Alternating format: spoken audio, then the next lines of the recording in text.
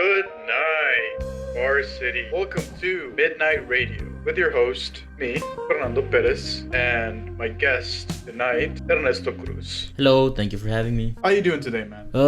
Pretty good, pretty good. I'm excited to be on this podcast. A little bit tired today, but been looking forward to this all day. I appreciate that. Anything interesting happen in your day today? Just a lot of finals in school, so just a lot of headaches trying to study, but apart from that, calm. Relatable. It's good to know, man. That's good to know. I'm gonna start you off with this question. Today's topic is dystopia and what dystopian societies are all about, and how it's not so far-fetched as one might think. Do you know what a dystopian society is? Not really. I have kind of heard the name briefly before, but no, I wouldn't know.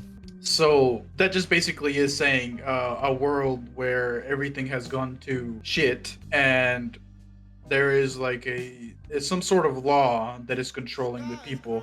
For example, Maze Runner. I don't know if you know that, those movies. Oh yeah, I love that movie. Maze Runner is a dystopian society. You know, the kids are stuck in a maze. They are being controlled by their oppressors. They have to escape the maze to kind of like search for that freedom. Mm-hmm. There is the Hunger Games. You know, they're pretty famous. It's the same thing. Bunch of city blocks or, states that are divided into sections, and then they have to fight for this group of like privileged people, so to entertain them, just for entertainment. They're the people being oppressed. Okay. The idea of dystopia started with books. As far as I understand, dystopian society started being imagined in books, like, for example, Anthem. Anthem is the story about our main character, Equality 72521. He is a worker on this society where as soon as they get out of school, everybody is assigned a job, and that job is all they know. And Equality didn't like that. He wanted to be a creator. He wanted to be someone that could use his freedom of creativity. And the whole story is wrapped around Equality trying to outlive this society, trying to outstep it. He falls in love. He even gets away from it at one point, but it's like that those oppressors have controlled everybody, and they kind of give you the perspective of like in Maze Runner, they give you the perspective of Tommy. The kids and the mazes are just kind of like used to it already, but Tommy wants to run. He wants to explore. He wants to know what's going on. He wants to liberate the kids in the maze, if I'm not mistaken, right?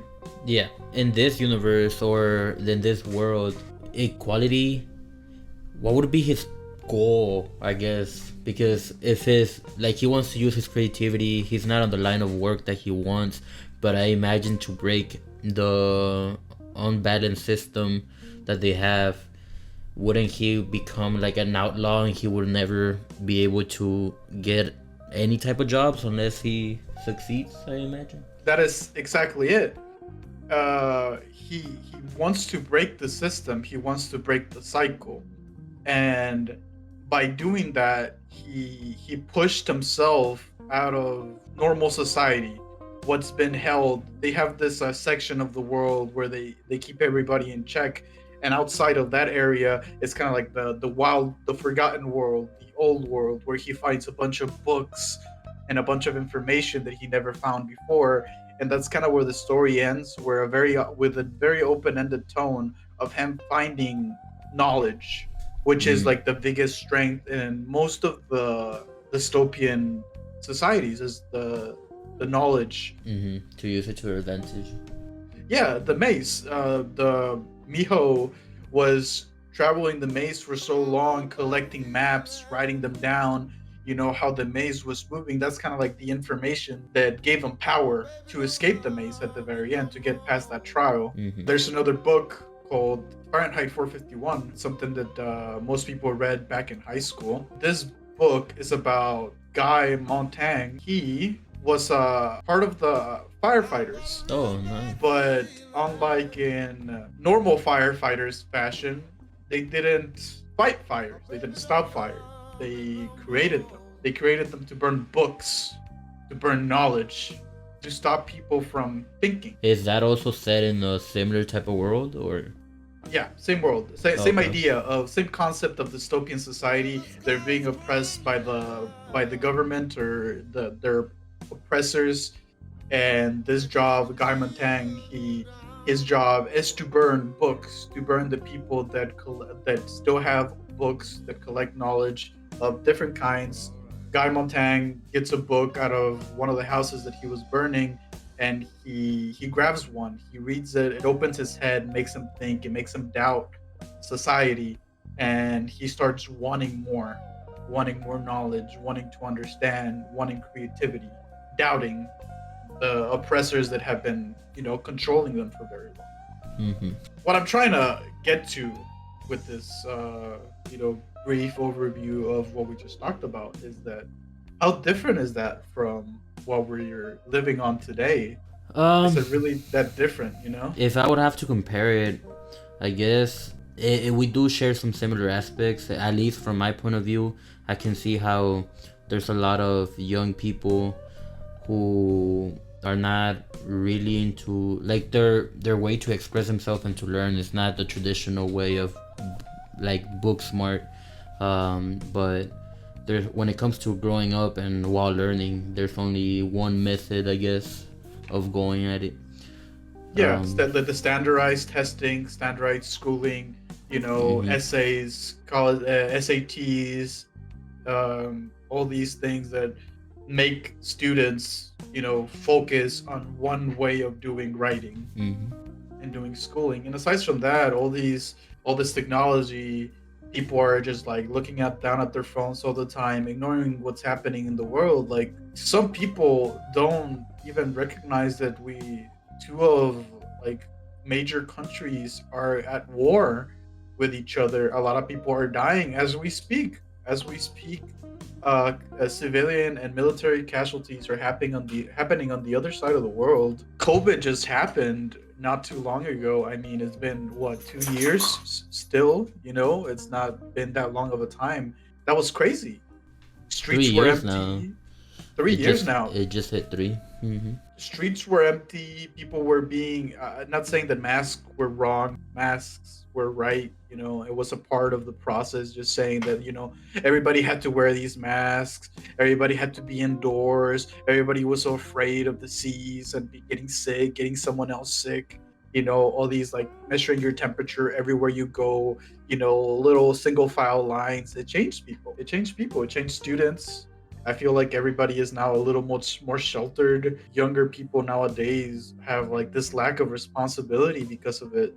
They were, having to do school through a screen, not really taking school seriously, being able to say, I'll do it later, procrastinating so much, uh, being able to deal with things by, just ignoring them and putting excuses after excuses because that's what they could do back then. Yeah.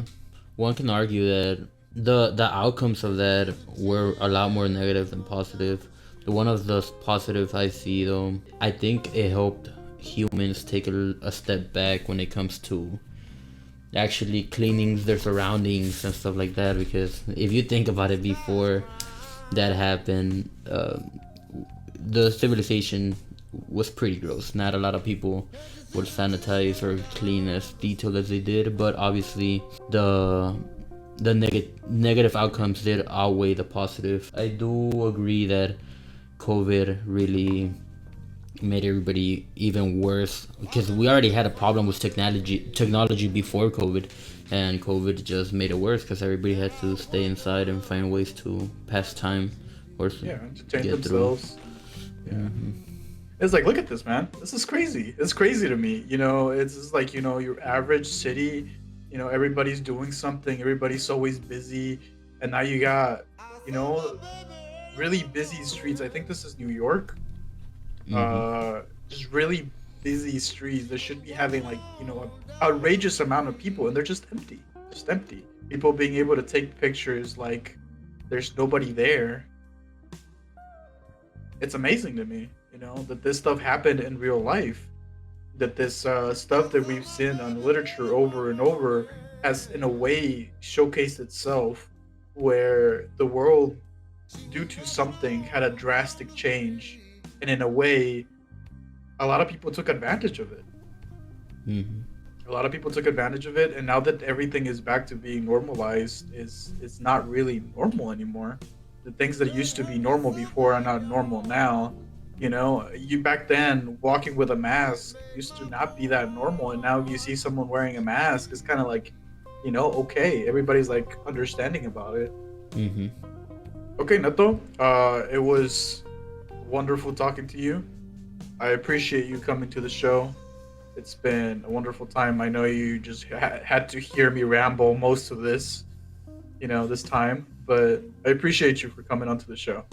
No, thank you for having me. I really learned a lot, especially about. I hadn't read some of the books that we went through today, and it was fun. I'm pretty sure I'm gonna go back and have a look at the books myself. So thank you so much. It was really fun. Yeah, man. No problem. And to you, the guys, the listeners, hope to see you guys again. This has been the Midnight Radio here in Horror City, and I hope to see you guys again next time. Good night, everybody.